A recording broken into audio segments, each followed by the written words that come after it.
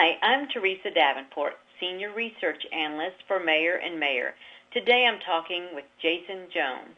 Jasen came to the Southwest Missouri WIB as Executive Director in December 2003. He brings a wealth of economic development experience to the post, having served in related roles with the Barton County Chamber of Commerce in Lamar and the Carthage Chamber of Commerce. Jasen is a graduate of the University of Oklahoma's Economic Development Institute, as well as the U.S. Chamber of Commerce Institute for Organizational Management at Colorado College. Jasen represents workforce issues for the Missouri-Arkansas Partnership and serves on the board of the Southwest Missouri Development Alliance. Local news media outlets call on Jasen routinely for his insights on workforce and economic development trends for the region. Jasen is active in the New Innovators Group, an invitation-only WIB Executives Association, through the Corporation for a Skilled Workforce.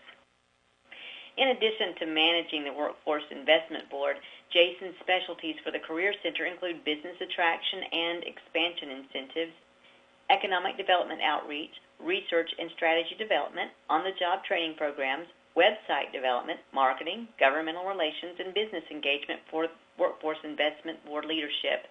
Jasen also represents the WIB on local industry sector partnership groups and is the convener of a regional innovation grant to collaborate on workforce and economic development initiatives across state lines with neighboring WIBs in southeast Kansas, northwest Arkansas, and northeast Oklahoma. Wow.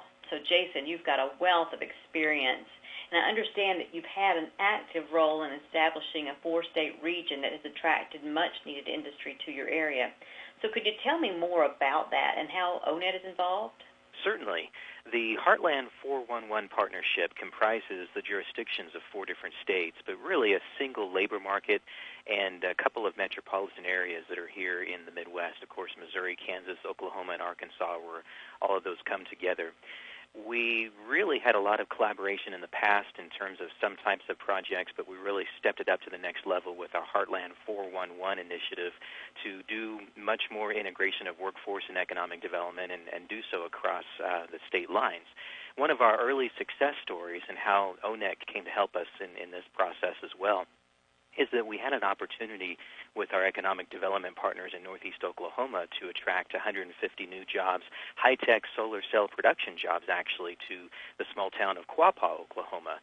And this particular community was competing against much larger areas in Arizona and New Mexico for these types of jobs. So really stiff competition.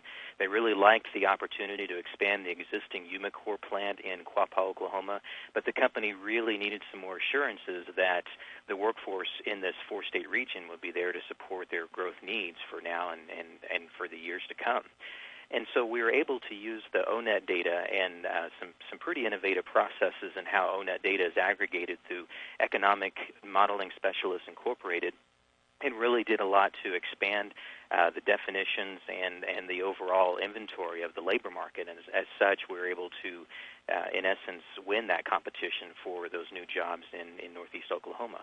So that really started to put us on the map, started to really give a lot of momentum, and now we have a region-wide strategic plan for Heartland 411 that includes more projects like that, sector development initiatives, a lot of workforce, incumbent and pipeline initiatives alike that will put us in good shape for years to come.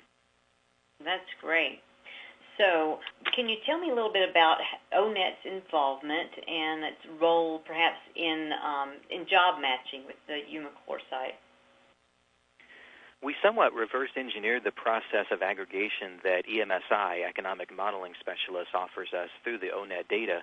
We used a rapid response job matching function within EMSI and actually kind of turned that on its head, the inverse of saying, well, what could we do to demonstrate the inventory of occupations that would have some high compatibility rate with the occupations that Umicore was going to need? So basically we took that tool within EMSI and said, show us the occupations that have 80, 85% compatibility, if you will, back and forth across the different occupational families. Reason being is a lot of these jobs in solar cell manufacturing are highly specialized, and things evolve so quickly. There's just not necessarily particular ONET job descriptions for each of these new types of positions that seem to come out now on a daily basis here in this particular industry sector. So we're able to really look at the job compatibility indexes and show that indeed the skills were present here in the 4 states region that Umicore could count on, and with some minor modifications, i.e. training or remediation as needed, that Umicore would have the workforce they would need to move forward. Okay. Well, it sounds like skills matching is really working for you. But what do you do about the skills that the local talent pool does not have? Well, that comes in 2 different realms. You have where it might stand today, or basically the ramp-up of the company, but because the industry sector changes so quickly, and not just with Umicore, but with a lot of these types of jobs, you're going to be looking at what are the future skill gaps as products and processes continue to evolve as well. And that was definitely the case with Umicore.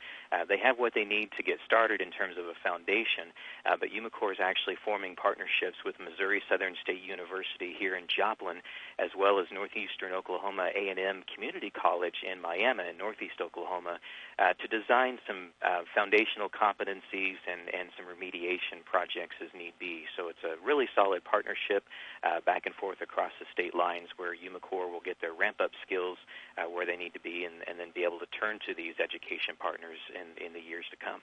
Great. Sounds like you've thought of everything. So where are you now in the process? Has Umicore started their operations in Oklahoma yet?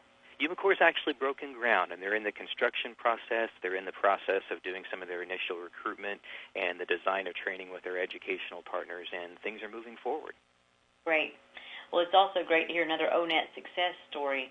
So, Jason, if people have questions for you about this project and your involvement with it, and perhaps how ONET has been integrated into this process, how would you like to be reached? I would encourage interested individuals to visit our website, heartland411.org. That's Heartland spelled out, and then the numbers 411.org, to find out everything about our strategic plan, all of our asset mapping data, and different things that are online for the WIBs project, Heartland 411, here in the 4 states area. I can also be contacted at CEO@workforcezone.net, and my office number in Joplin is 417-206-1717, extension 224. Jason, thank you so much for sharing with me today. I have enjoyed hearing about the Umicore project. Thank you.